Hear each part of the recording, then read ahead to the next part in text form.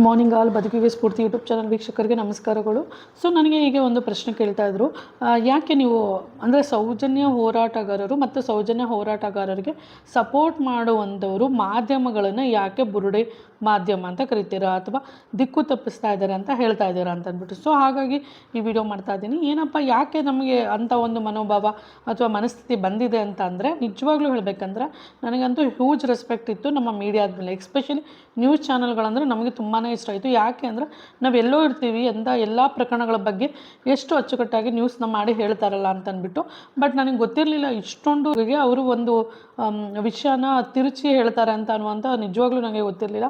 ಆದರೆ ನನಗೆ ಸೌಜನ್ಯ ಪ್ರಕರಣಗಳನ್ನು ಸ್ವಲ್ಪ ಕೂಲಂಕುಷವಾಗಿ ಅಥವಾ ಧರ್ಮಸ್ಥಳ ಪ್ರಕರಣಗಳನ್ನು ನಾವು ಸಮೇತ ಬೇರೆ ಒಂದು ವೆಬ್ಸೈಟ್ಗಳಲ್ಲೆಲ್ಲ ಸರ್ಚ್ ಮಾಡಿ ನೋಡಿದಾಗ ಇಲ್ಲಿಗೂ ಅಲ್ಲಿಗೂ ತುಂಬಾ ಡಿಫ್ರೆನ್ಸ್ ಕಾಣಿಸಿದಾಗ ನಮಗೆ ಅನ್ನಿಸ್ತು, ಸೋಷಿಯಲ್ ಮೀಡಿಯಾದಲ್ಲಿ ಬರೋದೇ ಒಂದು, ಅಲ್ಲಿ ಆಗ್ತಾ ಇರೋದೇ ಒಂದು, ಅಥವಾ ಇವರು ದುಡ್ಡಿಗಾಗಿ ಇವರು ಒಂದು ಮಾಧ್ಯಮಗಳಲ್ಲಿ ತೋರಿಸ್ತಾ ಇರೋದೇ ಒಂದು ರೀತಿ, ಅಥವಾ ದುಡ್ಡಿಗೋ ಅವರ ಒಂದು ಹೆಸರಿಗೋ ಅಥವಾ ಯಾರಿಗಾರೋ ಬೆದರಿಕೆಗೋ ಗೊತ್ತಿಲ್ಲ. ಬಟ್ ಅಂತೂ ಅವರು ತೋರಿಸುವಂಥ ಸುಳ್ಳುಗಳು ಅಂತೂ ಸತ್ಯ ಅಂತ ಅಂದ್ಬಿಟ್ಟು ನಮಗೆ ಗೊತ್ತಾಯಿತು. ಅಂದರೆ ಅಷ್ಟು ಒಂದು ಸತ್ಯದ ಮೇಲೆ ಹೊಡೆದಂತೆ ಸುಳ್ಳು ಹೇಳ್ತಾರೆ ಅಂತಾರಲ್ಲ, ಆ ರೀತಿ ಸುಳ್ಳು ಹೇಳ್ತಾರೆ ಅಂತಂದ್ಬಿಟ್ಟು ನನಗೆ ಗೊತ್ತಾಯಿತು. ಯಾಕಂದರೆ ಕೆಲವೊಂದು ಪ್ರಕರಣಗಳು ಅಂದರೆ ಒಂದು ಲೈವ್ ಸಾಕ್ಷಿಗಳಂತ ಅಂದ್ರೇ ನಿಮಗೆ ಗೊತ್ತಿರ್ಬೋದು, SIT ತನಿಖೆ ಆಗ್ತಾಯಿತ್ತು. ಸೊ SIT ತನಿಖೆ ಏನು ಸ್ಟಾರ್ಟ್ ಆಯಿತು, ರೀಸೆಂಟಾಗಿ ನಾವು ಅಬ್ಸರ್ವ್ ಮಾಡಿದ್ವಿ, ಸೌಜನ್ಯ ಹೋರಾಟಗಾರರ ಮೇಲೆ ಪದೇ ಪದೇ SIT ನೋಟಿಸ್ ಕೊಡ್ತಾಯಿದ್ದು. ಅದರ ಪರವಾಗಿ ಅವರು ಆ ರೀತಿ ಒಂದು ನಮ್ಮ ಮೇಲೆ ಒಂದು ದೌರ್ಜನ್ಯ ನಡೀತಿದೆ ಅಂತಂದ್ಬಿಟ್ಟು ಹೈಕೋರ್ಟ್ಗೆ ಹೋದರೆ ಅವ್ರು ತೋರಿಸಿದ್ದು ಅದನ್ನು ಕಂಪ್ಲೀಟಾಗಿ ತಿರುಚಿ ಏನು ತೋರಿಸಿದ್ರು, ಅವರು ಫಸ್ಟ್ ಏನು ಬುರುಡೆ ತೊಗೊಂಡು ಬಂದಿದ್ರು ಆ ಒಂದು FIRನೇ ಸ್ಕ್ವ್ಯಾಶ್ ಮಾಡಿಸಿ, ಅಂದರೆ ಅದನ್ನು ಬೇಡ, ನಮಗೆ ನಮ್ಮನ್ನು ಜೈಲಿಗೆ ಹಾಕಬೇಡಿ, ನಮ್ಮದು ಆ ಥರ ತಪ್ಪೊಪ್ಪಿಗೆ ಮಾಡ್ಕೊಂಡಿದ್ದಾರೆ ಅಂತ ಅನ್ಯಾಯವಾಗಿ ಏನೇನೋ ವಿಷಯಗಳು ಬಂತು. ಯಾವುದೋ ಒಂದು ವಿಷಯನ ಇನ್ನೊಂದು ರೀತಿ ತೋರಿಸಿದ್ರು. ವೆರಿ ರೀಸೆಂಟ್ಲಿ ಅದು ನಡೆದಿದ್ದು. ಮತ್ತು ಇನ್ನೂ ಒಂದು ಅಂದರೆ ಸುಪ್ರೀಂ ಕೋರ್ಟಿಗೆ ಡೈರೆಕ್ಟಾಗಿ ಸೌಜನ್ಯ ಹೋರಾಟಗಾರರು ಹೋಗಿದ್ದು.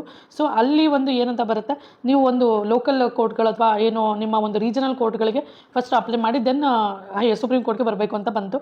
ಬಟ್ ಅವರು ಸುಪ್ರೀಂ ಕೋರ್ಟ್ ಚೀಮಾರಿ ಹಾಕಿದೆ, ಅವ್ರಿಗೆ ಅಲ್ಲಿ ಒಂದು ಸೋಲನ್ನು ಅನುಭವಿಸಿದ್ದಾರೆ. ಅದು ಬಂದು ಅದನ್ನು ಬಚ್ಚಿಟ್ಬಿಟ್ಟು ಅದು ಗೊತ್ತಿಲ್ಲದಂಗೆ ಇಲ್ಲಿ ಮತ್ತೆ ಸರ್ಕಾರಕ್ಕೆ SITನ ಮಾಡುವಂತೆ ಒತ್ತಾಯಿಸಿದ್ದಾರೆ. ಈ ರೀತಿ ಮೋಸ ಮಾಡಿದ್ದಾರೆ, ಆ ರೀತಿ ಬುರುಡೆಗೆ ಹಂಗೆ ಅಂತಂದ್ಬಿಟ್ಟು ತೋರಿಸ್ತಾರೆ. ಮಹೇಶ್ವರಿ ತಿಮ್ಮಾರೋಡಿ ಅವ್ರ ಮನೆಯಲ್ಲಿ ಚಿನ್ನಯ್ಯ ಅವರು ಹೇಳ್ತಾ ಹೋಗ್ತಾರೆ, ವೀಡಿಯೋಗಳನ್ನ ಬಿಡ್ತಾ ಹೋಗ್ತಾರೆ. ಮತ್ತು ಅದರಲ್ಲಿ ನೋಡಿದ್ರೇ ಸಣ್ಣ ಮಕ್ಕಳಿಗೂ ಸಹ ಗೊತ್ತಾಗುತ್ತೆ ಅಲ್ಲಿ ಯಾವುದೇ ಒಂದು ಒತ್ತಾಯ ಇಲ್ಲದೇ ಅವ್ರು ಮಾತಾಡ್ತಾ ಇದ್ದಾರೆ ಅಂತ ಅಂದ್ಬಿಟ್ಟು. ಎಳೆಯಾಗಿ ಅವ್ರು ಏನು ಧರ್ಮಸ್ಥಳ ಪ್ರಕರಣಗಳ ಬಗ್ಗೆ ಹೇಳ್ತಾ ಇದ್ರು, ಅದ್ರ ಬಗ್ಗೆ ಒಂದು ವೀಡಿಯೋನೂ ಮಾಡಲ್ಲ ಅವರು. ಅದ್ರ ಬಗ್ಗೆ ಅವ್ರು ಏನು ಆದರೂ ಹೇಳೋದು ಏನು ಅಂತಂದರೆ, ಅವರು ಷಡ್ಯಂತ್ರ ಮಾಡಿ ಅವ್ರಿಗೆ ಫೋರ್ಸ್ಫುಲಿ ವೀಡಿಯೋ ಮಾಡಿಸಿದ್ದಾರೆ ಅಂತ ಅಂದ್ಬಿಟ್ಟು ಮಾಡ್ತಾರೆ. ಮತ್ತು ಚಿನ್ನಯ್ಯ ಹೆಂಡತಿ ಹತ್ರನೂ ಅವರು ಹೋಗಿ ಇಂಟರ್ವ್ಯೂ ಏನು ಮಾಡ್ತಾರೆ ಆಗ್ಲೂ ಸಹ ಫೋರ್ಸ್ಫುಲಿ ಮಾಡಿದ್ದಾರೆ ಅಥವಾ ಏನೋ ವೀಡಿಯೋ ಎಡಿಟ್ ಮಾಡಿ ಹಾಕಿದ್ದಾರೆ ಅನ್ನೋ ರೀತಿ ಅದನ್ನು ಬಿಂಬಿಸ್ತಾರೆ. ಇನ್ನು ಗ್ರಾಮ ಪಂಚಾಯತಿ ಸದಸ್ಯರಾಗಿರ್ಬೋದು, ಧರ್ಮಸ್ಥಳದಲ್ಲಿ ಲಾಡ್ಜ್ಗಳ ಓನರ್ಗಳು ಮತ್ತು ಕೆಲಸ ಮಾಡ್ತಿದ್ದವರು, ಮಹಾಬಲ ಶೆಟ್ಟಿ ಡಾಕ್ಟರ್ ಏನಿದ್ದಾರೆ ಆ ಡಾಕ್ಟರ್ಗಳನ್ನೆಲ್ಲ SIT ಕರೆದು ತನಿಖೆ ಮಾಡುವಾಗ ಅವರು ಒಂದು ಸರಿನೂ ಅದನ್ನು ವೀಡಿಯೋದಲ್ಲಿ ಅಥವಾ ಒಂದು ವೀಡಿಯೋ ಮಾಡಿ ಹಾಕಲಿಲ್ಲ ಅವರು ನ್ಯೂಸ್ ಚಾನಲ್ಗಳಲ್ಲಿ. ಆದರೆ ಸೌಜನ್ಯ ಹೋರಾಟಗಾರರು ಎಷ್ಟು ಸರಿ ಹೋಗಿದ್ದಾರೋ ಅಷ್ಟೂ ಸರಿನೂ ಬೆನ್ನು ಬಿದ್ದು ವೀಡಿಯೋ ಮಾಡಿ ಅವ್ರ ಹತ್ರ ಮಾತಾಡಿಸ್ಬಿಟ್ಟು ಅದನ್ನು ತಿರುಚಿ ಮತ್ತೆ ವೀಡಿಯೋಗಳು ಮಾಡಿ ಹಾಕ್ತಾಯಿದ್ರು.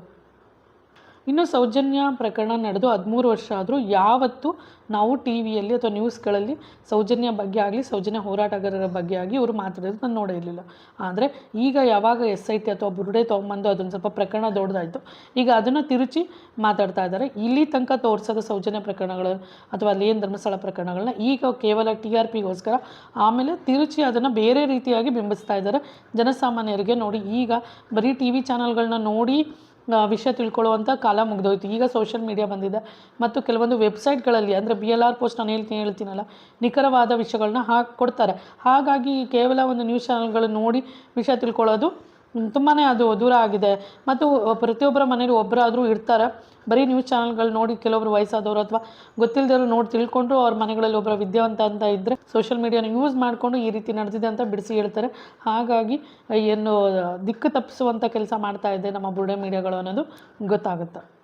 ಯೂಟ್ಯೂಬರ್ಸ್ಗೆ ಫಂಡ್ ಬಂದಿದೆ ಮತ್ತು ಸೌಜನ್ಯ ಹೋರಾಟಗಾರರಿಗೆ ಫಂಡ್ ಬಂದಿದೆ. ಪ್ರತಿದಿನ 9 ದಿನಗಳು ಕಂಟಿನ್ಯೂಸ್ ಆಗಿ ಯೂಟ್ಯೂಬರ್ಸ್ಗೆಲ್ಲ SIT ತನಿಖೆ ನಡೆಸುತ್ತೆ. ಹಾಗಾದರೆ ಫಂಡ್ಗಳು ಬಂದಿರೋದನ್ನು ಎಲ್ಲಿ ಪ್ರೂವ್ ಮಾಡಿ ತೋರಿಸಿದ್ರು?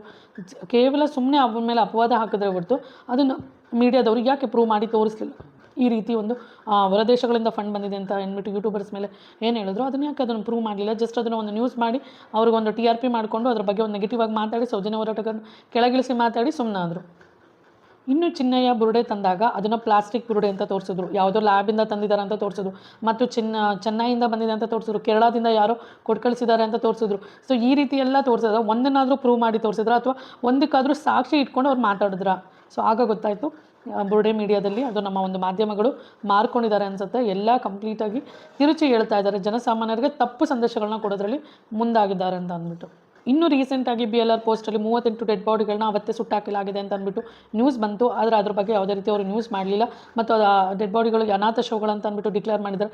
ಎಲ್ಲೋಯ್ತು ಯಾರು ಏನು ಅಂತ ಅಂದ್ಬಿಟ್ಟು ಅದ್ರ ಸುದ್ದಿ ಇನ್ನೂ ಹೊರಗೆ ಬಂದಿಲ್ಲ. ಅದರ ತನಿಖೆ ನಡೀತಾ ಇದೆ. ಅದ್ರ ಬಗ್ಗೆ ವಿಡಿಯೋದಲ್ಲಿ ಅಥವಾ ಒಂದು ನ್ಯೂಸ್ ಚಾನಲ್ಗಳಲ್ಲಿ ಬಂದಿಲ್ಲ.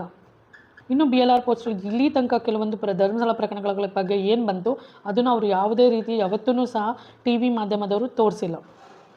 ಕೇವಲ ಯೂಟ್ಯೂಬ್ಗಳನ್ನ ನೋಡಿಕೊಂಡು ತಿಳ್ಕೊಬೇಕಾಗಿದೆ ಆ BLR ಪೋಸ್ಟಲ್ಲಿ ಏನು ಬಂದಿದೆ ಮತ್ತು ಯಾವ ರೀತಿ ಒಂದು ತನಿಖೆ ನಡೀತಾ ಇದೆ SIT ತನಕ ನಿಖರವಾದ ಒಂದು ವಿಷಯಗಳು ಅಲ್ಲಿ ಗೊತ್ತಾಗ್ತಾ ಇದೆ ಆ ವೆಬ್ಸೈಟಲ್ಲಿ. ಇನ್ನು ಇವರು ಎಷ್ಟೇ ಒಂದು ಸಪೋರ್ಟ್ ಮಾಡಲಿ ಬಿಡಲಿ, ಸೌಜನ್ಯ ಪ್ರಕರಣ ಅಂತೂ ಜೀವಂತವಾಗಿದೆ. ಇಷ್ಟು ವರ್ಷ ಆದರೂ ಜೀವಂತವಾಗಿದೆ.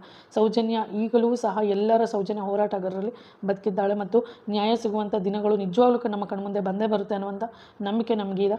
So finally we want justice for Soujanya. ದಯವಿಟ್ಟು ಬುರುಡೆ ಮೀಡಿಯಾದಲ್ಲಿ ಏನು ಮಾಧ್ಯಮಗಳಲ್ಲಿ ತೋರಿಸ್ತಾರೆ ಅದನ್ನು ಯಾರೂ ನಂಬೇಡಿ. ಮತ್ತು ಇನ್ನೂ ನಿಮ್ಮ ಮನೆಯಲ್ಲಿ ಯಾರಾದರೂ ಆ ಬುರುಡೆ ಮೀಡಿಯಾಗಳನ್ನ ನಂಬಿ ಆ ಮಾತುಗಳನ್ನ ನಂಬ್ತಾ ಇದ್ದರೆ ದಯವಿಟ್ಟು ಅವ್ರಿಗೆ ಹೇಳಿ ಈ ರೀತಿ ನಡೀತಾ ಇರೋದೇ ಒಂದು, ಅವ್ರು ಹೇಳ್ತಾ ಇರೋದೇ ಒಂದು ಅಂತ ಅಂದ್ಬಿಟ್ಟು. So thank you so much for watching the video. ನಿಮ್ಮ ಅನಿಸಿಕೆನ ಕಮೆಂಟ್ ಮಾಡಿ ಮೀಡಿಯಾಗಳ ಬಗ್ಗೆ, ನಮ್ಮ ನ್ಯೂಸ್ ಚಾನಲ್ಗಳ ಬಗ್ಗೆ. Thank you so much. Justice for Soujanya.